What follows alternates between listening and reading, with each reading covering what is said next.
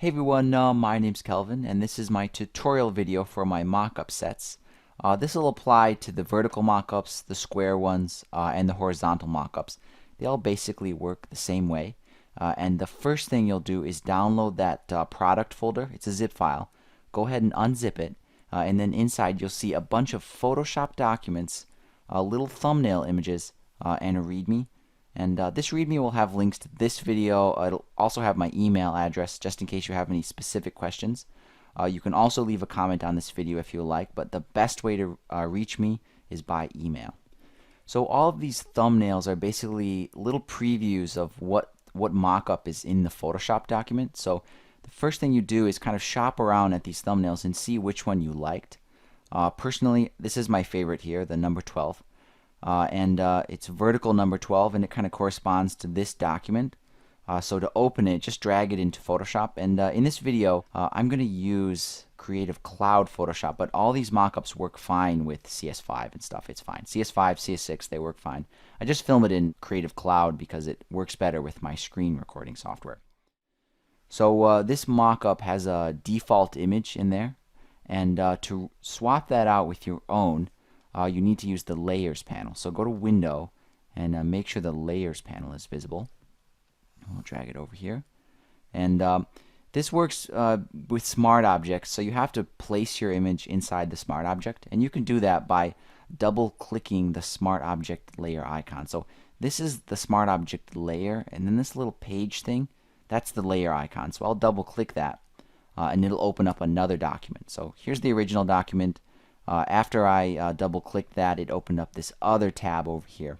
And anything I do in here will be automatically updated into the original document after I close and save it. So for example, I'll turn off the default image here, and I'll drop in my own image.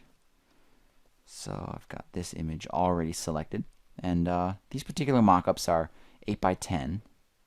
So this is a little 8 by 10 image, but it's showing up a little bit small, but I can scale it up and hold the kind of constraint here and sort of position it on here however I want. I think that's pretty good, and I'll press enter. And keep this background layer locked and visible. Make sure you hide this image or delete it.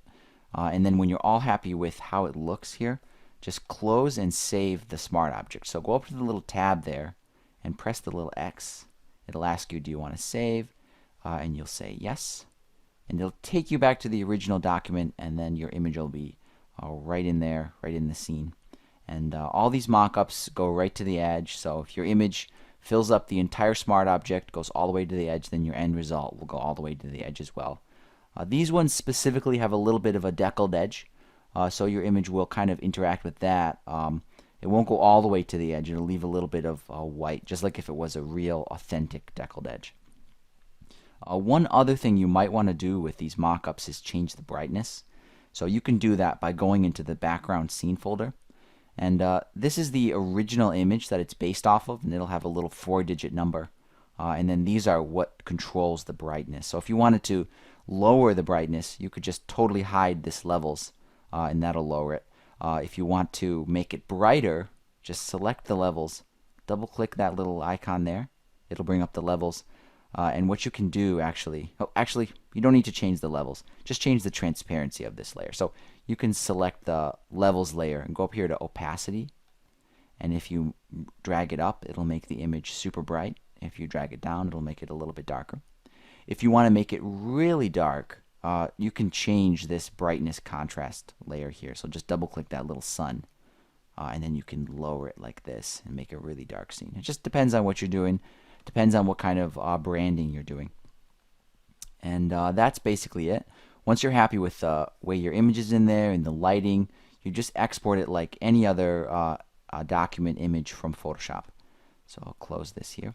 And you can crop it if you want. So if you do want a different aspect ratio, you can crop an image and change it like that. It's up to you. In this case, I won't crop it. Don't crop. And I usually export images using the Save for Web. So for example, if you were using this on Etsy, you need a pretty large image for Etsy. Etsy supports that. So you could go to File, Export, Save for Web. This might be a little different if you're using CS5, but it's still going to be the same Save for Web dialog. And this is too big. This is 3,000 pixels.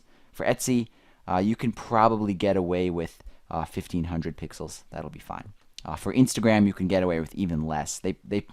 Instagram is usually for pretty small photos. You could less than 1,000 pixels and maybe even 800 pixels, and that would be fine for Instagram. And this is pretty much done. You'd save this to your desktop and then upload it. I'll cancel that. And that's pretty much it. Again, if you have any questions about how to use these, just send me an email or leave a comment, and I'll probably get back to you within 12 hours, depending on what time zone we're in. But other than that, guys, thank you so much for your support, and I'll see you in the next video.